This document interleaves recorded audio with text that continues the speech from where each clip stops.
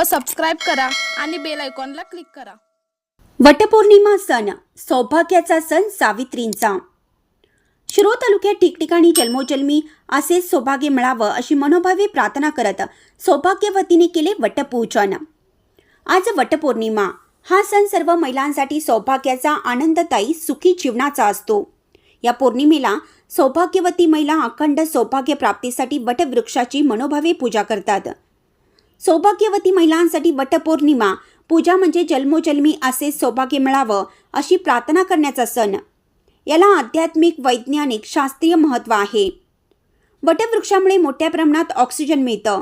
तसेच वडाच्या चिकाचा लेप सांध्यावर लावल्यास सांधेदुखी थांबते, असे विविध शास्त्रीय महत्त्व या झाडाचं आहे। मात्र काहींच्या मते वटपौर्णिमा म्हणजे 7 जन्म हाच पती मिळावा यासाठी करण्यात येणारी पूजा असा समज आहे। प्रत्यक्षात मात्र सौभाग्य म्हणजे पती, धनधान्य, ऐश्वर्य, आरोग्य, पुत्र, पौत्र असा अर्थ आहे। अशी सौभाग्य प्राप्ती व्हावी यासाठी आज वटपौर्णिमेनिमित्त गल्लीतील, कॉलनीतील, सोसायटीतील महिला एकत्रित येऊन वटवृक्षाचे पूजन केल्या।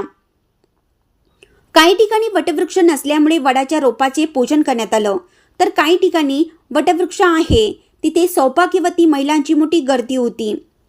पूजनासाठी महिलांनी साज शृंगार करून विविध सौभाग्य अलंकार परिधान केल्या होत्या। वटवृक्षाचे विधिवत पूजन करून वृक्षाला 5 फेऱ्या मारीत अखंड सौभाग्य प्राप्तीची प्रार्थना करत झाडाला दोरा गुंडाळला।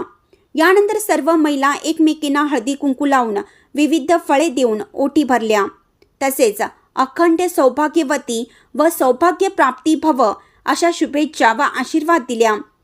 प्रातःकालपासून सूर्यास्तापूर्वीपर्यंत वटवृक्षाजवळ पूजन करण्यासाठी नटून थटून सौभाग्यवतींनी गर्दी केली होती। तसेच आपली साज शृंगारातील छबी मोबाईलमध्ये टिपण्यासाठी मैत्रिणी एकमेकांना मदत करत होत्या। वटपौर्णिमेनिमित्त सर्व सौभाग्यवती महिला आज उपवास करतात। इंडियाचा आवाज न्यूजसाठी जहांगीर रणमल्ली।